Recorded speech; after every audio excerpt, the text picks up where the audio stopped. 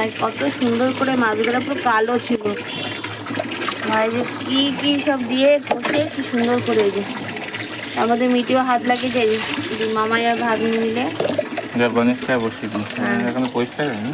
আচ্ছা, তো এই যে গণেশটা কি সুন্দর করে ভাই বসে বসে পরিষ্কার করেছে আজকে, খুব সুন্দর লাগছে দেখতে।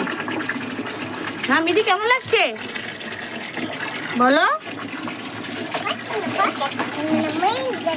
ওয়াশ করছি দিন মানে হলো বাড়িতে হাজারটা কাজ।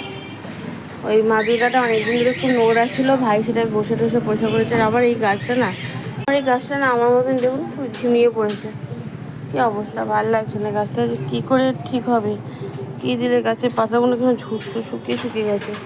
কত সুন্দর, কী করি আমার ভালো লাগছে না, মানে এত চট করে গাছটা তো ভালো লাগতো না আমার। দেখি, আর আপনারা অবশ্যই কমেন্ট বক্সে জানাবেন তো গাছের গোড়ায় কী দিলে